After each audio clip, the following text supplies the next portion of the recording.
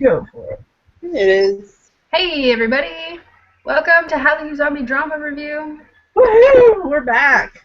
Woo! More I of the love how we're all like, we can't even pretend.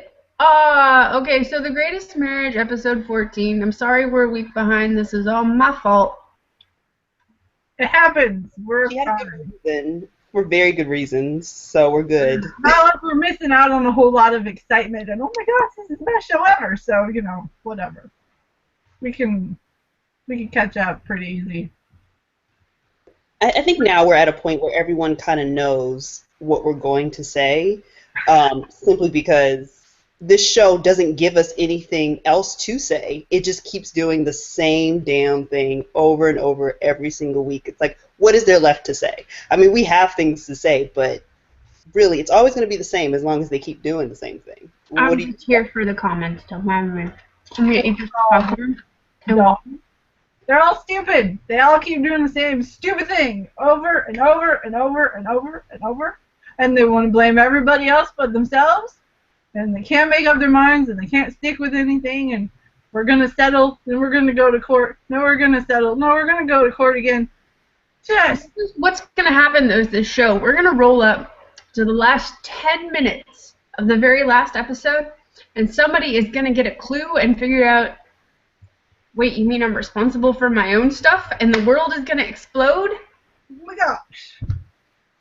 Here's the thing, though. This episode actually started off on a good note for me because I'm like, she's sitting there and she's telling them, we were messing around, and then I got pregnant, and then he went out and got another woman pregnant. I mean, like, everything was going the way that it probably should have been going from the very beginning.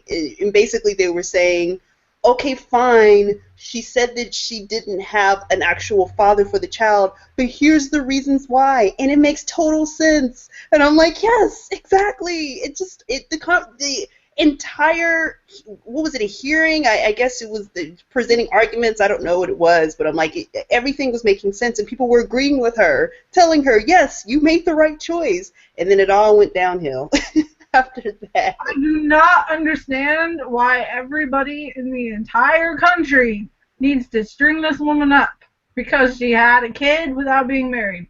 I'm like, okay, she's a public figure. I get that. People are nosy. Whatever. She told a lie. Who hasn't?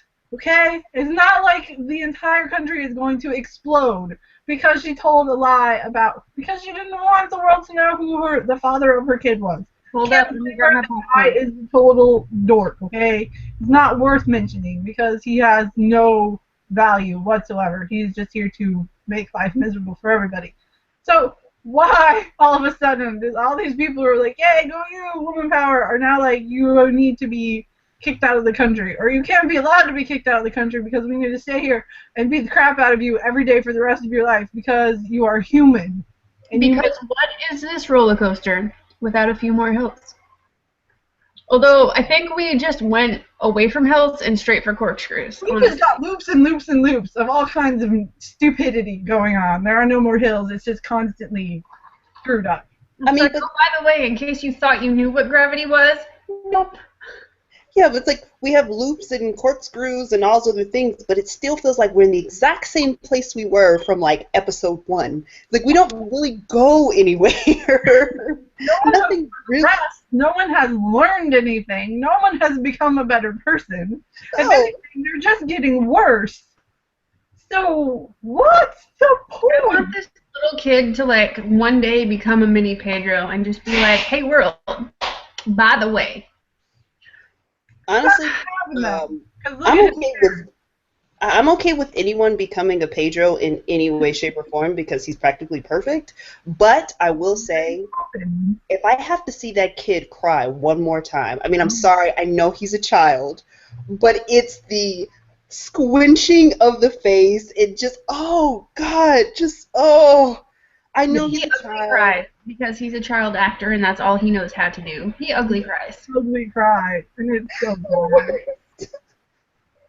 He has Kim Kardashian cry face. It's the worst thing in the entire world. It's just, it's horrible. Oh, it's so horrible. We you know what they say about pretty people is that you can't be pretty in everything, so... True, very true.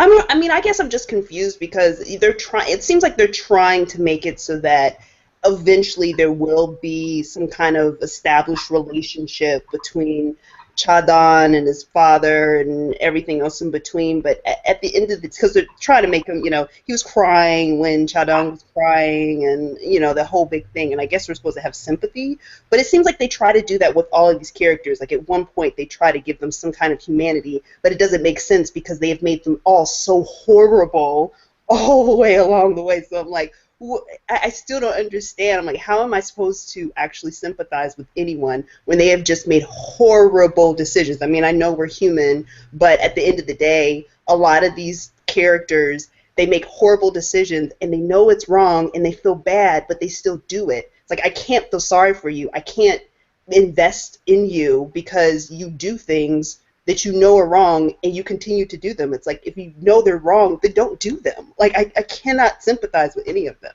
Plus, like, Taeyeon, he had that moment of humanity when he's looking at his son and he's crying, but then he goes off and he broadcasts to the entire world their entire screwed up affair.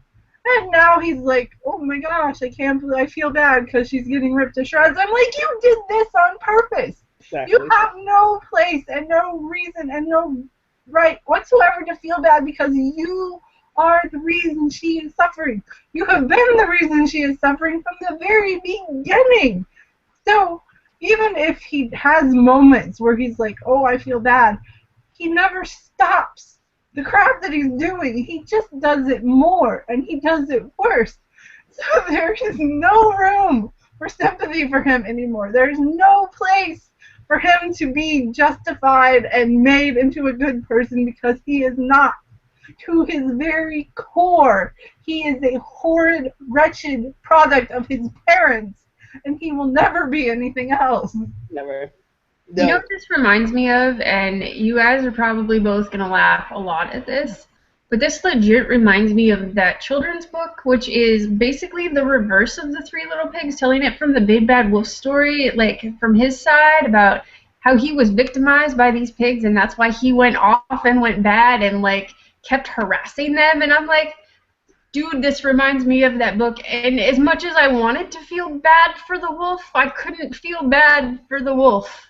I remember that book. I totally remember that.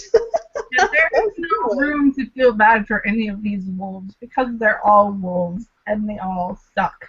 And it's the same with Uncha. It's like I would never ever feel sorry for him. It's like even if he genuinely loves the child, it doesn't matter because you have managed to screw every single person that you have. I guess you're establishing feelings for pretty much everyone that we're supposed to like from the very beginning, but it's like just because you're establishing feelings for them now and you kind of want to go out of your way for them doesn't really change the fact that you screwed them over royally time and time again. Like I cannot support him.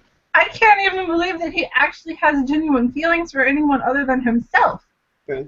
When he's with them, he has a good front and he puts on a convincing show, but anytime he's around anyone else, it's all about him all the time. He's upset about all the last episode when he sees this kid and he sees, oh my God, they kidnapped him, but he still does nothing. No, because he was supposed to be in on it and supposed to get the kid to the house anyway. So you can't really say anything because they will implicate him in this, even if he didn't have a part. He was supposed to have a part. So he's not good in any way. He's still out only to take care of himself. And there's no, I mean, his whole frustration is that this might ruin his political campaign. He doesn't care about the kids. He doesn't care about Keon. He doesn't care about anyone. He just cares. The only person that ruins anything in his life is him. Yeah, and he's really good at it. I know, because didn't we do this whole political campaign thing before? I'm pretty sure it didn't work the first time. True. Pretty sure it's not going to work this time either.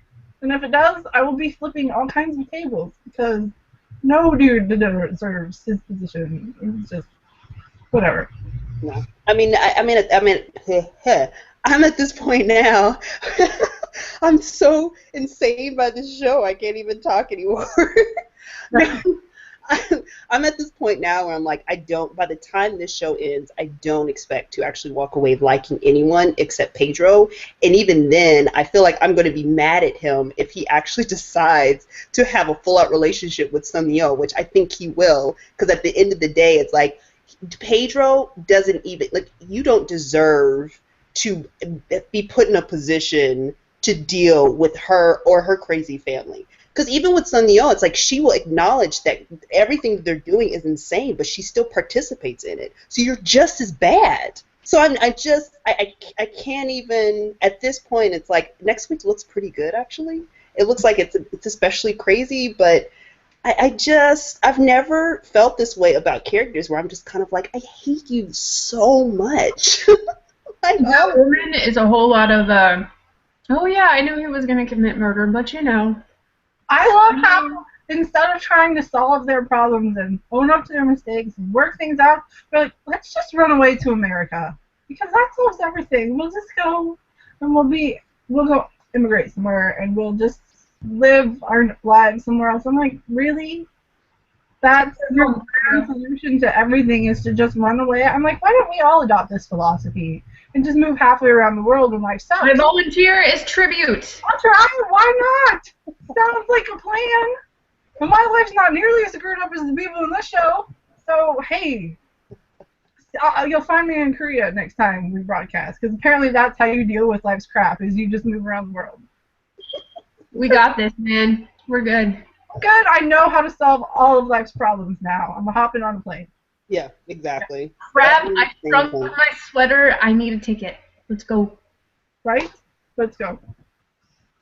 Well, now that we have our plan. How to solve all life's problems based on the greatest marriage plan. This is sound advice.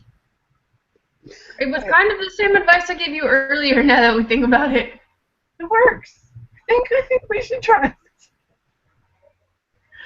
Oh my god. Alright, we're done, by the way. Yeah. So, we have this lovely little thing called the comment box. Yeah, that thing. We love you. We want you to talk to us. So do so. Or not. I mean, either way. It's cool. Everybody, Spell it there. Way to spell it. fabulous time until we see you tomorrow, because we're trying to catch up before Christmas.